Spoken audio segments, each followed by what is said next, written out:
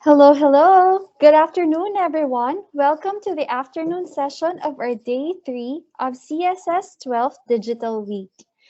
This is in partnership with Terumo. Everyone can register by typing in your name and institution in the chat box below. I hope you are as excited as I am for another afternoon filled with learning, fun, and prizes. Yes, you heard it right. We have a raffle draw at the end of our lecture. Those who will be able to register up to 3:15 p.m. will be eligible for our raffle draw. So I hope you guys can stick with us until the very end. I'd like to quickly remind you of our house rules. First, kindly key in your questions on the chat box below. Second, don't forget to fill out your evaluation forms at the end of the webinar in exchange for your e-certificates. And third, kindly turn off your video cameras and keep your microphones on mute at all times. If you're posting on Facebook, Twitter, IG, or TikTok, kindly include our hashtag you are instrumental. Let us begin. This afternoon, our speaker will talk about pandemic resilience, the instrumental role of CSSD and mechanical device reprocessing, the Indonesian perspective. Ladies and gentlemen, I have the honor of introducing our next speaker. He worked as a pharmacist in Erlanger University year 2010 to 2016. He is the head of sterilization department of Suetomo General Academic Hospital, Surabaya from 2016 to present. He is also the chairman of Himpunan Sterilisasi Sentral Indonesia, Indonesian Central Sterile Service Association from 2019 to present. Let us all welcome Mr. Amar Widita Putra. Okay, thank you, Sina, for the introduction. Uh, you can hear me, right? Okay. Yes. Okay, good afternoon, ladies and gentlemen. Nice to meet all of you.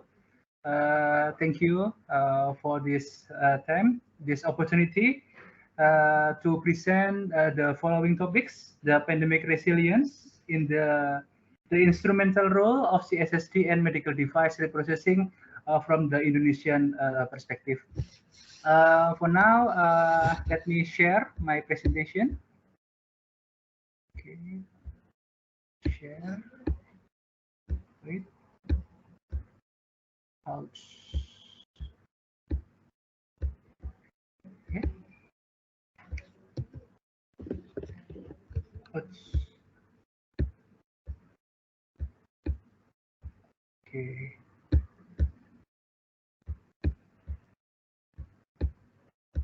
Yeah. Okay. Okay. This is my topic. Yeah. And my CV already read by moderator Sina. Thank you. And then the first, let me introduce my hospital, Sutomo General Academic Hospital. You can see in the right picture. Yeah. Okay. Yeah. In the right picture, there are three buildings. The left one, this is integrated heart center building, yeah, for the heart surgery, the new one. And then in the middle is a central surgery building. In the level one is where CSSD, our CSSD is located.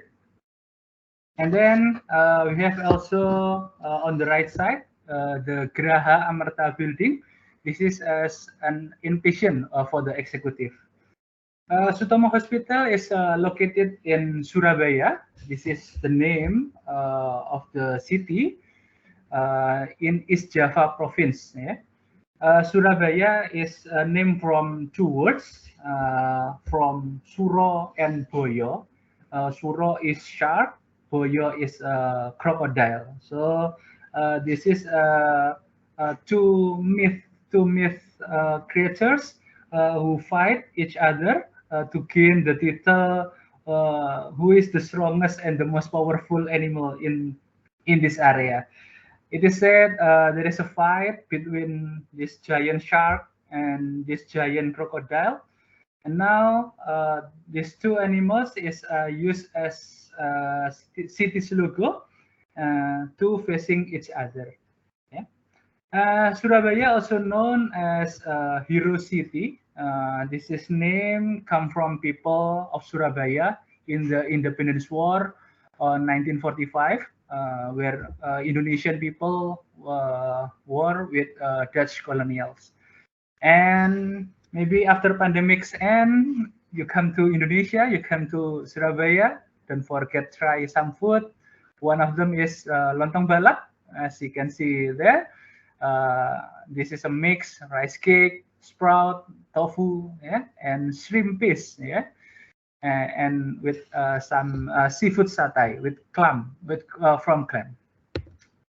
And I'm as chairman of HISI. HISI is in bahasa is Himpunan Sterilisasi Sentral Indonesia, or in English is Central Sterilization Association of Indonesia. We gather CSST from hospitals, from clinics, from any health center, yeah, and we aim to increase our CSST networking. We increase our knowledge, yeah, and we have our value: humble, integrity, scientific, safety, and innovative. This is our the HISI structures. We have a chairman, vice chairman with elder members, secretary, treasurer, and we have also a province management. A lot of province. Indonesia have 30 province, and we have half province with the HISI management. We have a 40 province with the HISI in the province. HISI is a relatively new organization. HISI is formed at the second CSST Congress in Surabaya. CSST, the first Congress is in the 2010 in Yogyakarta. In the second Congress, we have agree to have a new name, HISI, in the 2013, and then we have a second Congress and third Congress last in the 2019 in Bandung. You can see the picture, the people from HISI. Okay, now let's get into the topic. This is a topic in Indonesia. This is the graph, see the daily new cases in Indonesia from March 15, 2020, and move slowly until the first wave. You can see the first wave here in Indonesia, and then the second wave, and now the first wave. You can see in the end of 2020. There is a second wave in the mid 2021, and now on the decline phase. Yeah, many efforts have been made in Indonesia by the government, by the all healthcare facilities, including CSST. Yeah, and hopefully there won't be a third wave and the case lower and lower in the future. In the beginning of the COVID-19 in Indonesia, the first COVID-19 in Indonesia, there are two cases, yeah, two cases in Indonesia, and Indonesia is still calm, yeah, and confident, yeah, and data shows the number of COVID is still sloping, not too many, and there's several controversies in Indonesia at the beginning of COVID-19. For example, considering COVID-19 is not dangerous, it would heal by itself, yeah? Heal with the traditional herbs and so on. Yeah? But yeah, this is just the controversies.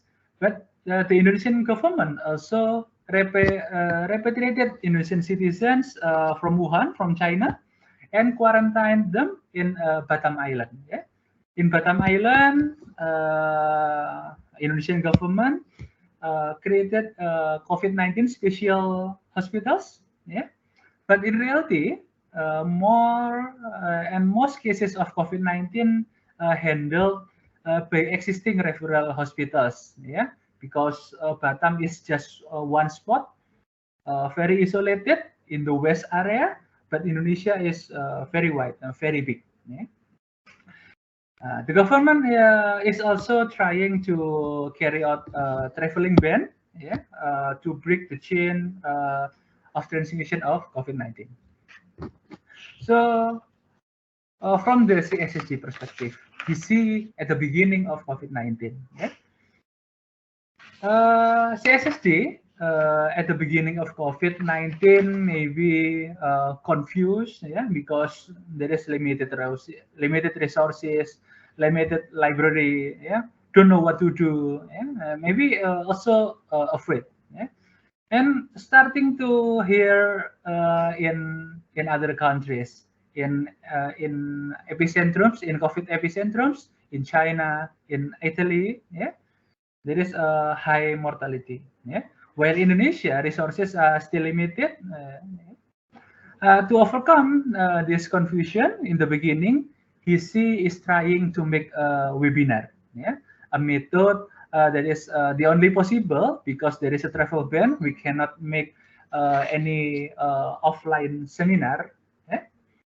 So we make a webinar how CSSD during this pandemic, the COVID-19 pandemic. Yeah?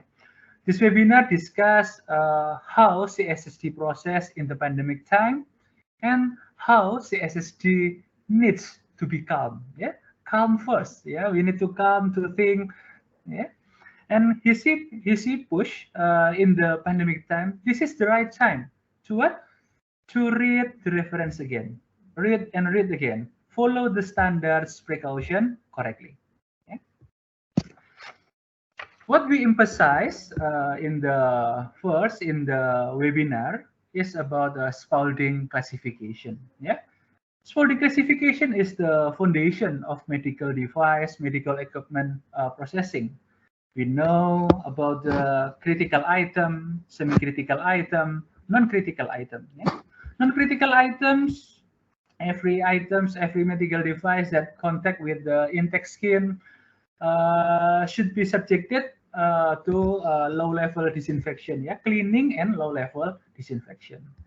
Semi-critical item, yeah, we emphasize that semi-critical item is every medical device that contact with the mucous membrane, must be subjected to high-level disinfection. Minimal is high-level disinfection, but if we can sterilize, it's okay. Right? And then critical equipment entering the vascular system or sterile tissue must be sterilized. Although Spalding classification sounds simple, yeah, many in Indonesia are still not appropriate to do this classification, especially during this COVID-19 pandemic. Yeah? For example, maybe in some areas, simple set is not sterilized, yeah, or using a sterilizer incorrectly, using the UV sterilizer, using just dry heat with the shorter time. Yeah? And then another instrument is a semi-critical item. Yeah? Semi-critical item is not carried out with a high-level disinfection. Only a low-level disinfection, only using alcohol swab. This is a problem in Indonesia. Yeah. So, what is the lesson learned from the beginning of COVID-19? Yeah, we confused. So, the first lesson is we can't run alone. We can't run alone. We must collaborate. Yeah, we must collaborate, synergize, at least with infection control, with occupational health and safety. Yeah? And CSSD should transparent, yeah. Say and do what is known, yeah. Work according to the reference, yeah, according to the guidelines, according to the best practice, yeah. Say, yeah. And when there is something that we don't know, yeah, we say we don't know, yeah, and we will learn, yeah. We will search the reference, yeah, for the best process. And then COVID-19, yeah, the COVID-19 pandemic is an opportunity, yeah.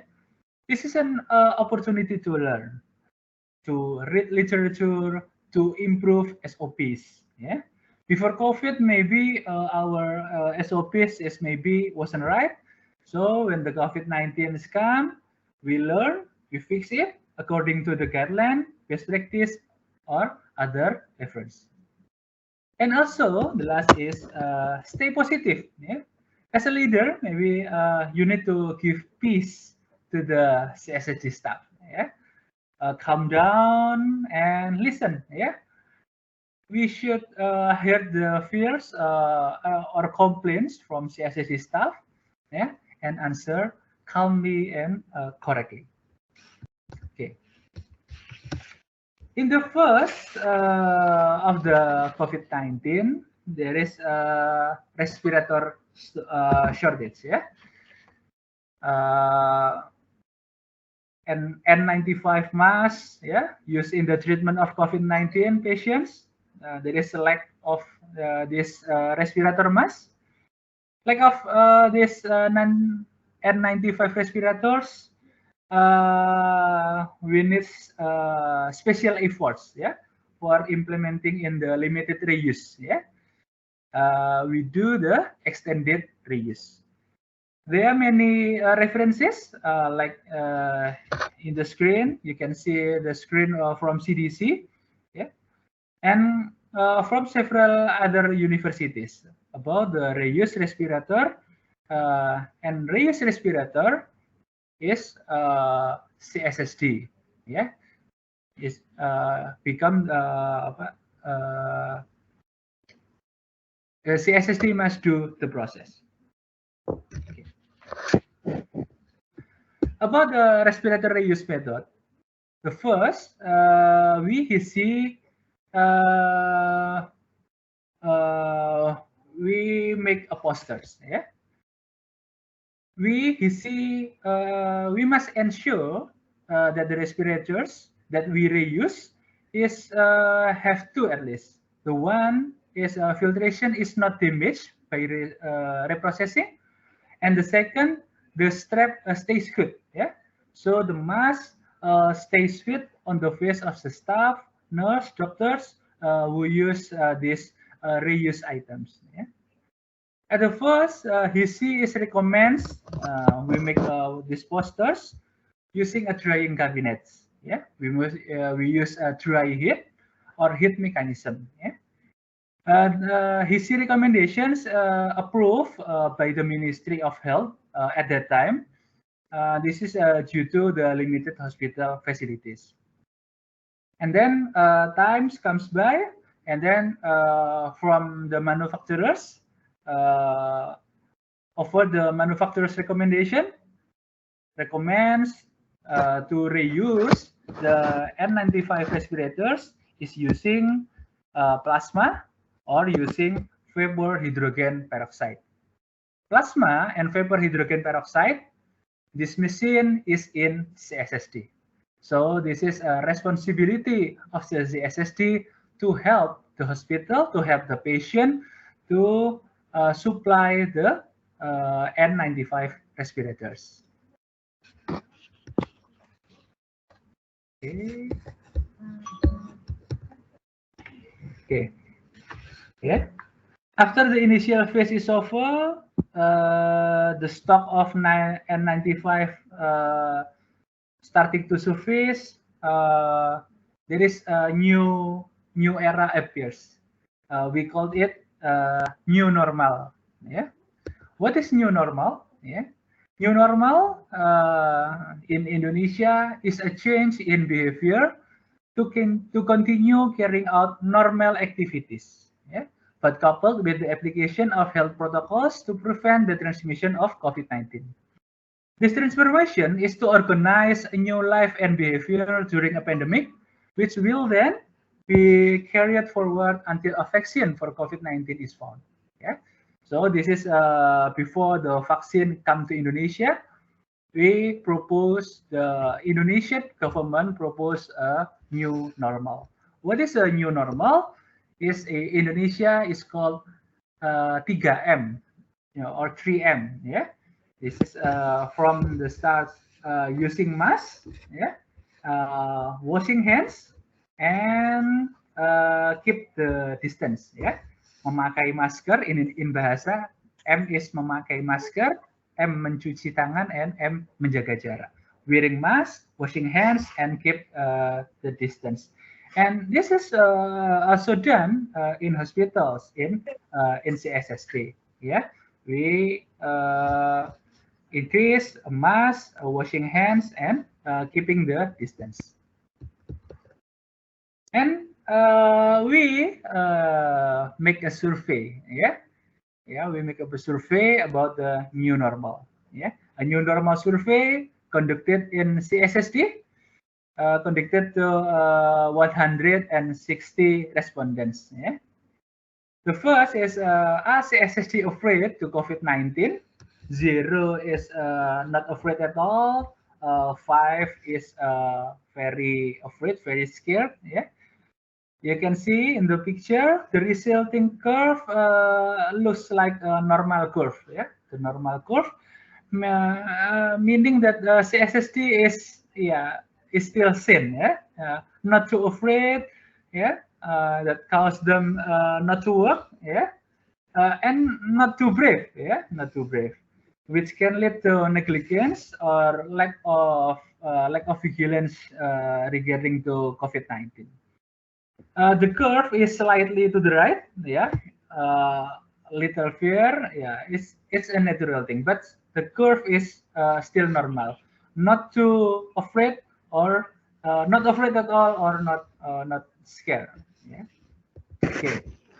And are COVID-19 reduce elective surgery? Yeah, 85% says yes. Yeah, COVID-19 is reduce elective surgery, but 15 hospitals, 15% from the respondents says no. The elective surgery is still high. Yeah. So in Indonesia, CSSD workload for the elective surgery in operating rooms can be reduced, focus on speed, yeah, for spare service for COVID-19. Yeah. But yeah, so CSSD cannot work from home, right? From this, CSSD still must open and ready. Yeah. But because this reduce workload from surgery, again it is time to study and do decontamination correctly, step by step. Then, okay, from the survey we can also see the problem. Yeah, the problem arises about the chlorine in instrument point of use decontamination. Yeah, this is before COVID. Yeah, before COVID-19, our survey showed that only 6.8 hospitals use chlorine at the point of use. Yeah, this is by the users, by the instrument users, and this increased 30%. Yeah, in the COVID pandemic. Yeah, this is suggests maybe a fear to the COVID-19. Yeah, maybe the users hope that the chlorine will kill the COVID-19 by decontaminating at the point of use. But this is something not true, and this is not a good reality in Indonesia. Yeah, and then what about the chlorine for the cleaning in CSSD? We know that the instrument cleaning is using detergent, but how in the pandemic time? In CSSD, before pandemic before pandemic, only 4.3% use chlorine for cleaning instrument. Yeah, only small. Yeah, but in the in the pandemic time, 15%.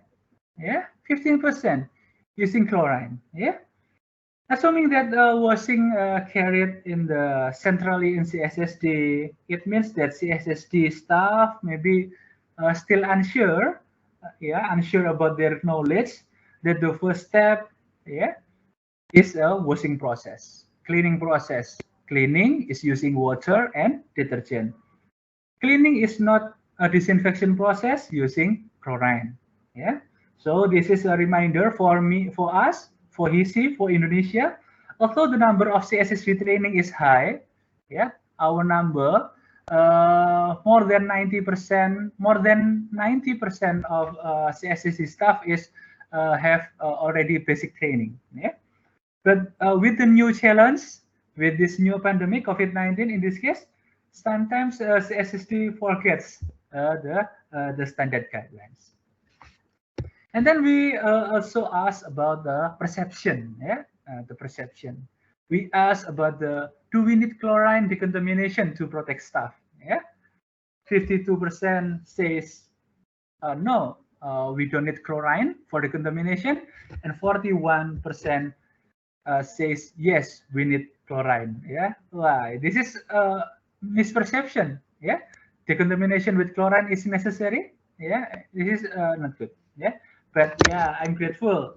52%, more than half. Yeah, say that not agree with the chlorine decontamination. Yeah, disinfection before washing it. Okay. Okay.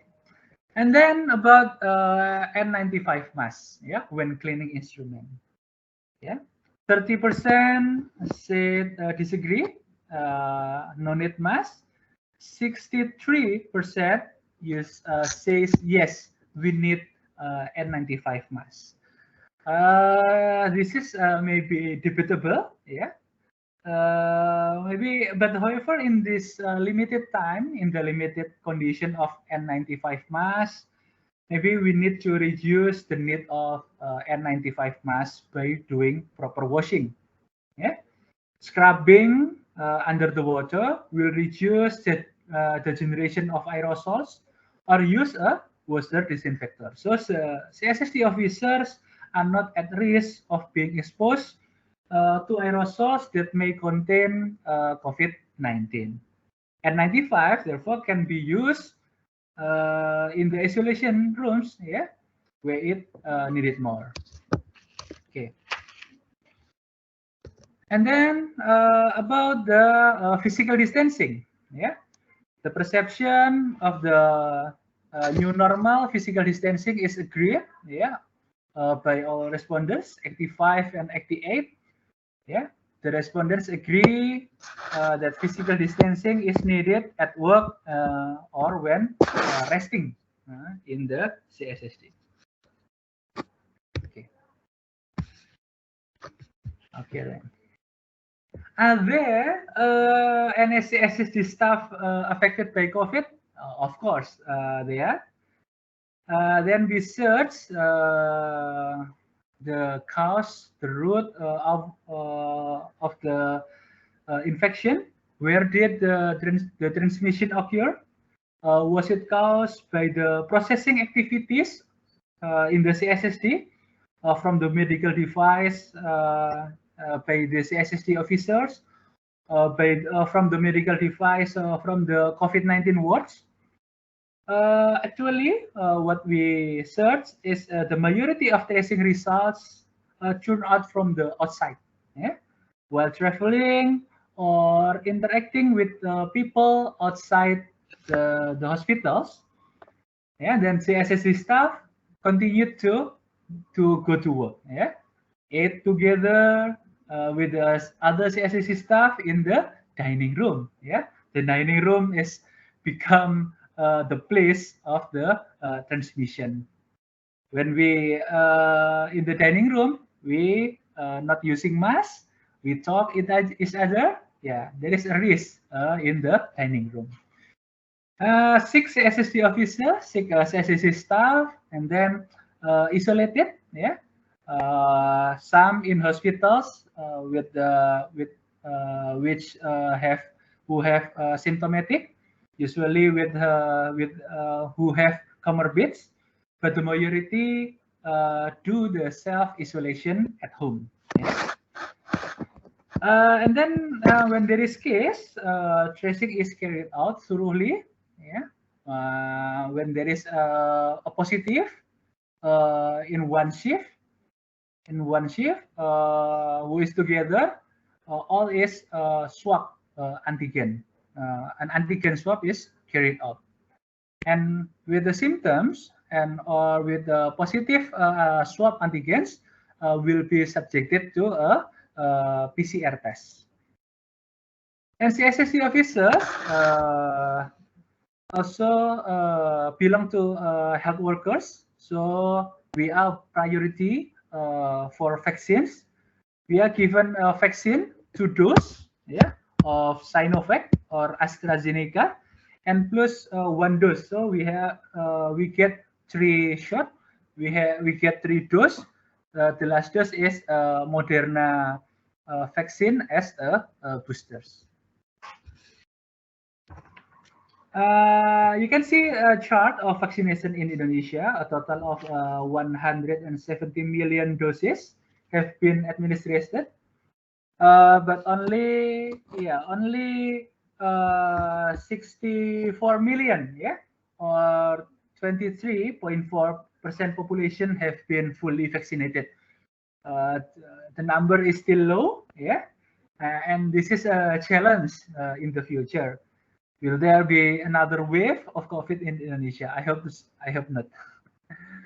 Okay, and then this is a second wave, yeah, of COVID-19. You can see this is the first wave, a low wave, and this is the second wave, very high, yeah. The second wave have a big effect, yeah. It can be seen by high daily cases, yeah, very high, yeah. If you compare with the before, yeah, the first wave or the daily case before. The second wave may be due to the Delta variant of the COVID-19. This Delta variant attacks a lot of Indonesian. Yeah, you can see the facts in the hospitals. There are a lot of patients in the emergency room. Patients difficult to get oxygens. Staff who have been vaccinated also susceptible to infection, even though the symptoms are minimal. In the patient with the Delta variants also need a lot of intensive care. Yeah, ICU becomes full. So this is the challenge. Yeah, challenge for CSSD. Yeah. ICU require a lot of equipment, yeah, a lot of supply, sterile medical device to perform intubation, to perform a central line installation or ventilators, for the operational of ventilators or others. Nah, this is the challenge in Indonesia. The first is the laryngoscope reprocessing. Laryngoscope processing is the most common thing going wrong. Yeah, laryngoscope, the blade part, yeah, is a semi-critical equipment, so it must be carried out high-level disinfection, minimal, or we can sterilize. Yeah. However, with the second wave, with the large number of patients and the limitation of the laryngoscope, there is a risk of that the laryngoscope only disinfected with the low-level disinfection, only with alcohol or only with a quaternary ammonium compound, quartz, yeah, in the point of use. Okay, the management of laryngoscope should be, yeah, we recommend to centrally in the CSSD, yeah, or if in the point of use, at the point of use, CSSD must supervise, yeah, the high-level disinfection process. Yeah. some doctors maybe refuse to use regular one, so because it may be too close to the patient, so choose to use a video laryngoscope, yeah, or a fiber laryngoscope, yeah. We must make sure we process according to the manufacturer's recommendation, yeah. Chemicals, regarding chemicals that we can use, the time, the temperature, yeah, or in the video laryngoscope maybe they are single-use supplies, yeah. If it is necessary, coordinate with the hospital supply department. Okay. The next is about the bronchoscope. Yeah, maybe this is something with the laryngoscope. Bronchoscope is often processed at the point of use with low supervision. Bronchoscope is often used during this COVID-19 pandemic. Pulmonologists, colleagues use this tool for the patient. We must make sure again that this bronchoscope is semi-critical items. It must be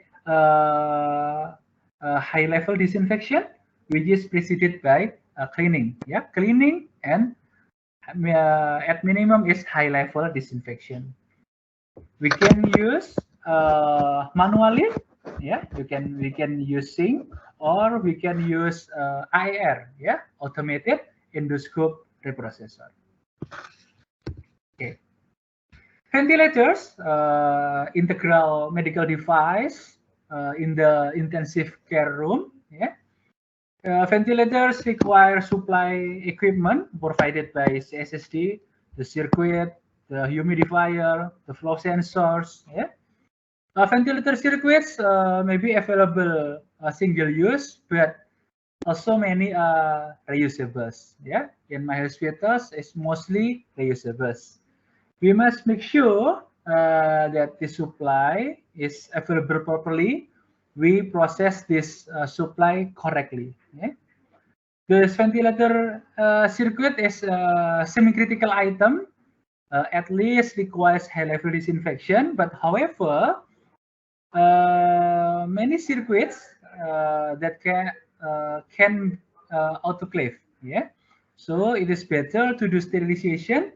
Yeah, because sterilization is give the better guarantee of safety. Yeah, for the patient, and it's easier. Yeah, it's cheaper to do the autoclave than the high-level disinfection. The same for the BVM. Ambu bags, yeah, ambu bags need to be processed between patients to prevent transmission COVID-19 or other infectious disease. Yeah, some ambu bags can be sterilized by autoclave. Yeah, autoclave is the best choice for sterilizing medical device. Okay. What about the equipment disinfection? Yeah, okay. This is about the environment. Disinfection of equipment is an attempt to prevent transmission through the patient environment. Yeah, using a low-level disinfection. Equipment in patient is not sent to CSSD. Yeah, but yeah, CSSD still can provide suggestion or recommendation. Yeah, CSSD. Maybe we are part of the infection prevention control committee. Yeah, so we can suggest or recommend the type of low-level disinfectant that can be used. Yeah, in handling the COVID-19 pandemics, where patient receiving therapy that lower immune system, yeah, maybe to prevent cytokine storm, it is very important to prevent transmission of infection from the environment, from the equipment, or from the medical device. Yeah, sometimes patient get worse. Yeah, not from the COVID-19. Yeah, but from the other infection. Okay, and then about the reuse single-use device. Okay, during the COVID-19 pandemic, sometimes supplies are hard to find. Yeah, especially on new methods. New methods in our hospitals is this ECMO. Yeah, maybe in your hospital in Philippines because heart hospitals. But for us in Indonesia, for me in Surabaya in Sutomo, ECMO is a new medical device, a new thing. Yeah. So ECMO is new requires arterial and venous circuit cannulae. This is a single-use consumables, but sometimes these consumables hard to find. Yeah. So CSSD, there is a lot of patients. Hospitals wants ask CSSD to reuse this single-use device. Yeah, we must make sure there is a hospital policy that protects that the reuse single-use device process. CSSD ourselves ensures the reuse process is runs very well, as well as monitoring the patient together, yeah, with the infection prevention control nurse from the infection control committee. And for now we have at least 25 patients with the ECMO, yeah, from the start ECMO come until now, yeah. We use ECMO for 25 patients. Okay. Okay, now we are in the decline phase. Yeah, the condition of the second wave, yeah, is overcome by various programs. Indonesian government get a program called PPKM, yeah, in Indonesia. Yeah, currently, yeah, the graph is decreased greatly. Yeah, okay. When COVID-19 decline, it is the hospital feels we need to run the operating room again, the elective one. Yeah, the operating room, of course, in addition to the long operation queue, yeah, of course, the operating room is a source of hospital income. So operating room must wake up, yeah. Okay, and operating room is a revenue center for hospital. So there is a new condition, new normal in the operating room to ensure patient who is surgery in the operating room is free from COVID-19. Yeah. So in the pre-operative examination, we test PCR. Yeah, PCR examination was added. For CSSD, yeah, CSSD must be ready. Yeah, the operating room is the biggest consumer of the CSSD. This OR needs a lot of sterile supply from CSSD, sterile instruments, sterile linens, sterile consumables. Yeah, then CSSD must be ready, processing medical device correctly. Yeah, according to all the reference. For example, you can see here two guideline from the WHO guideline. Yeah, recommendation for sterilization in these two books. The first is a global guideline for the prevention of surgical site infection, and the guideline for the decontamination and reprocessing of medical device for healthcare facilities. Yeah, I think if we follow this guideline, these two guidelines, we can help the OR. Yeah? Okay. Okay, about the HISI training. Yeah, after almost 2 years of the COVID-19 pandemics, yeah, from the start of the 2020, yeah, and HISI only doing webinars on October 6, yeah, 2021. Basic training CSSD held by HISI in Makassar, yeah, okay, in Sulawesi. This is the eastern of Indonesia. The majority of the participants in training are Eastern Indonesia, the areas that needs development, yeah, from Sulawesi, Kalimantan, Borneo, Kalimantan, Sulawesi, Celebes, Maluku, Papua. Yeah. Okay. Okay. This offline training is eagerly awaited. You can see a smile behind the mask. Participants, speakers are very happy. Yeah. Almost 2 years we wait for this. And we in Indonesia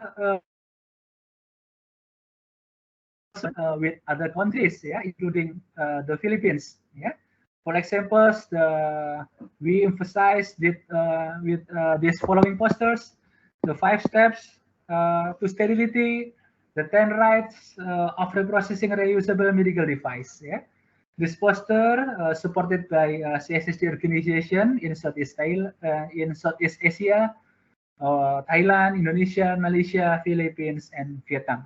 Yeah. Okay. And how about third wave? Yeah.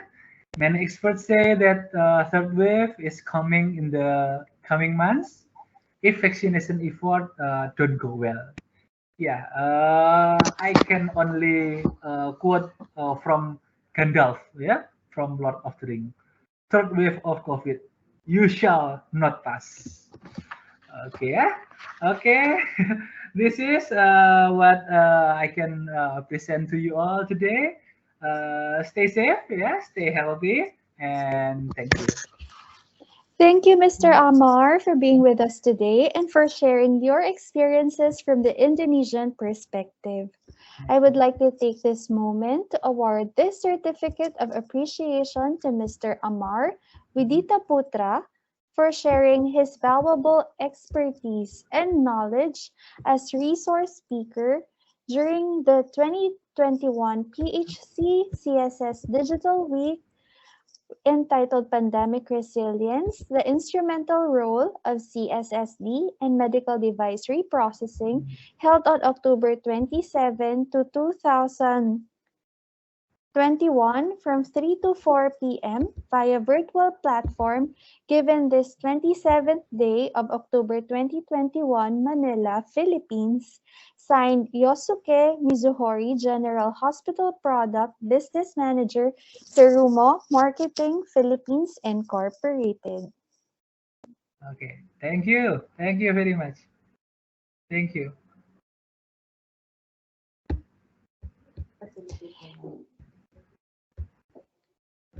If anyone has any questions, you may type it in the chat box.